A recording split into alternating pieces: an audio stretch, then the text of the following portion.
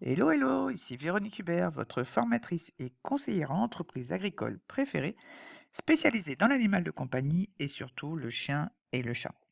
Alors après 30 ans d'élevage canin de sélection LOF dans le berger Shetland, après 26 ans d'administration dans l'armée, toujours comptable de métier depuis 2011, je me suis dit que je pouvais aider mes compatriotes à y voir plus clair dans les méandres de l'administration fiscale, juridique, sanitaire, mais aussi, pourquoi pas, au niveau de la communication, au niveau des ventes de chiots, de chatons ou même de prestations, au niveau de la sélection des reproducteurs en élevage, mais aussi au niveau du handling, donc la présentation de chiens en expo, pour ceux qui ne connaissent pas.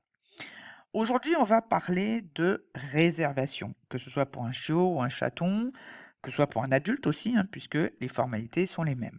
Alors déjà, une réservation, c'est quoi? Eh bien, c'est une somme qu'on donne en avance sur le futur achat qu'on va faire d'un animal, cette somme représentant une partie de la somme totale à verser plus tard pour l'achat.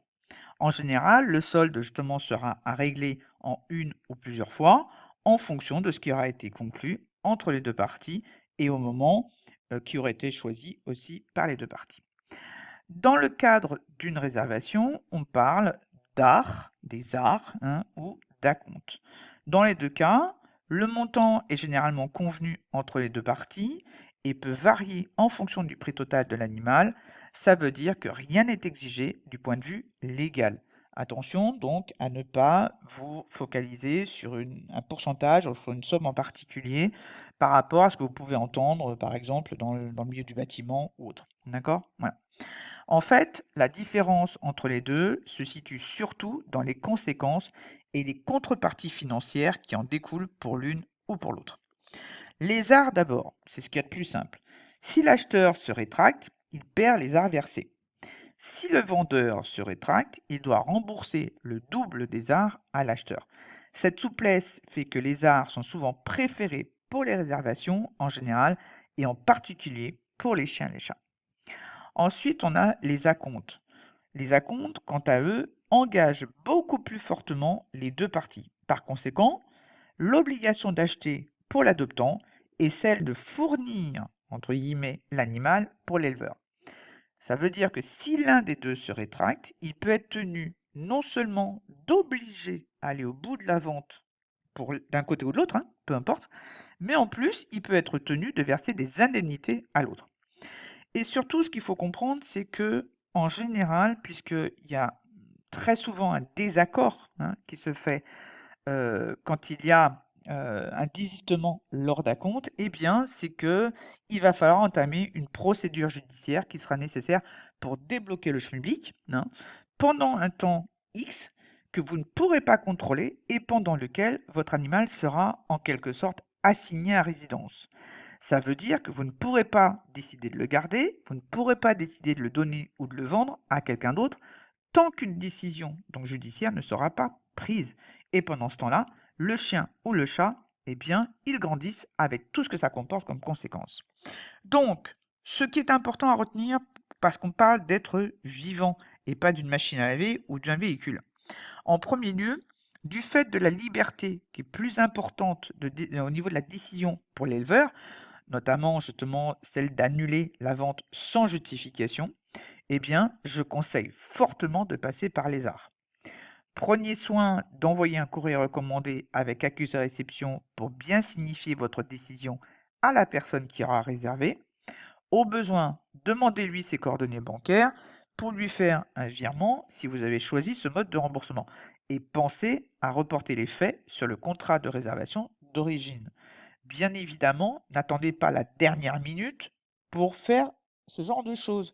Si vous avez une réservation qui a eu lieu à peu près à 8 jours après la naissance, n'attendez pas qu'ils aient 6 semaines, 7 semaines, alors que vous savez parfaitement que de toute façon, vous ne lui vendrez pas. Ok? Bon. Ensuite, du fait de ce que je viens de dire, que vous devrez rembourser le double des arts en cas d'art, hein, justement. Ne soyez pas gourmand hein, dans la demande de montant. N'oubliez pas que ce sera autant à sortir de votre porte-monnaie sur le plan financier. Pour peu que vous en ayez besoin pour payer des frais véto, des frais de nourriture ou n'importe quoi d'autre, ou même payer des dettes antérieures, hein, chez le véto très souvent, eh bien, le trou dans la caisse risque d'être très important. Eh oui, on rembourse beaucoup plus facilement 2 fois 250 que 2 fois 500, hein. Bon, d'autant que des sommes comme 200 ou 300 euros sont déjà importantes hein, en tant que telles. Il faut avoir les moyens pour lâcher l'affaire sur un caprice et donc de se dire bah oui, bon bah tant pis, c'est 200 ou 300 balles. Non, en général, elles suffisent largement pour considérer le sérieux des futurs adoptants et pour que, une fois qu'ils ont versé cette somme-là, eh bien, ils aillent jusqu'au bout. Donc, à réfléchir sérieusement. Enfin, pensez à faire un contrat, même s'il n'est pas obligatoire dans le cadre de la réservation. Ok? Parce que en cas de litige, en tant qu'éleveur, vous mettez votre tête sur le billot, croyez-moi. Et si par mégarde, et ça c'est peut-être un avantage si je puis dire, pour les têtes en l'air, hein, vous n'avez pas spécifié dans votre document si c'était des arts ou des acomptes, ou par exemple vous avez oublié de cocher la case, hein, ça peut être ça, sachez que le versement effectué est automatiquement qualifié en art hein, par la loi. Ça veut dire que le vendeur et l'acheteur pourront alors beaucoup plus librement revenir sur leur engagement. Voilà, j'espère que tous ces petits conseils vous auront été utiles. En cas d'incertitude, faites-vous accompagner ou au moins conseiller par un juriste spécialisé en droit animalier qui pourra vous indiquer la marche à suivre et surtout pourra vous créer sur votre demande, évidemment, un contrat qui sera conforme et adapté, personnalisé à votre activité. Je vous souhaite une excellente journée, je vous retrouve dans une prochaine vidéo et je vous dis à très bientôt.